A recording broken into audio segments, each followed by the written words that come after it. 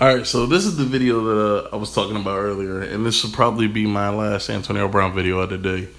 But I was finishing up the segment that Speak for Yourself had, where they were talking about Antonio Brown and his issues in the past, his off the field issues, and Mark Schlereth, the guy who I continuously rail for being spiteful that he's not a Hall of Famer. Who, every time he talks about the Hall of Fame, there's just a glint of disappointment and sadness in his face. But he hit the money with this one, and he completely dropped the mic on why I've been saying Antonio Brown is not the villain.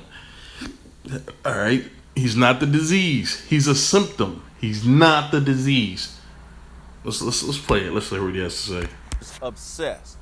Where he is going to have a problem, I think, is social media. He's already IG'd, here I am at Gillette Stadium, blah, blah, blah. And eventually there's going to be more and more of that. The same Facebook Live and with the Steelers, there's going to be some of that. And then just at the end of the day, if you just go check his off-the-field resume that has nothing to do with football, he's going to have drama that gets him in the headline in the news. And I just don't know if Robert Kraft and Belichick are going to put up with his off-the-field. Right. Here's the deal, though, on that, okay?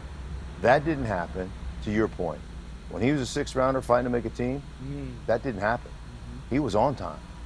He showed up. Right. He worked his butt off. Yep. There's nobody that will tell you he's not the hardest working guy on the football field, right?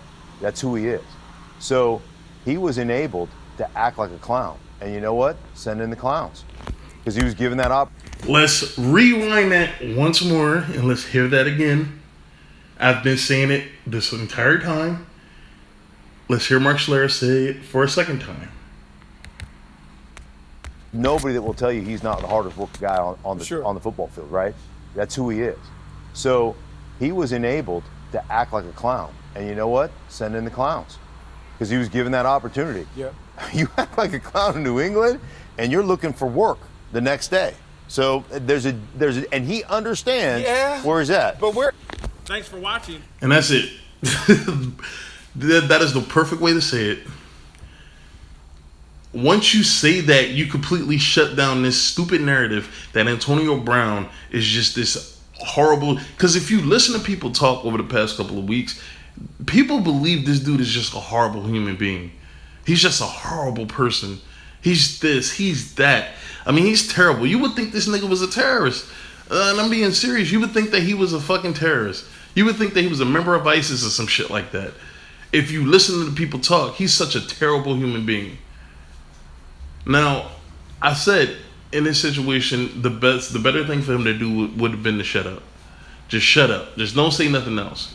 Because everything you say, it's kind of like the cops, where they say everything you say can or will be used against you in the court of law. That's kind of the situation that Antonio Brown was in. Was everything he said, everything he did will be used against him. All right, so the best thing for him to do was to be quiet. Until I started to realize, I started to put together in my mind that this was all fake, to be honest. And yeah, man, like I said it, man. Antonio Brown is a symptom. He's not the issue. He's the symptom. Sometimes people think that symptoms are the problems, and they're not. They're just a symptom of a bigger issue. So that's it, man. That's it. I'm done with Antonio Brown for today. All right.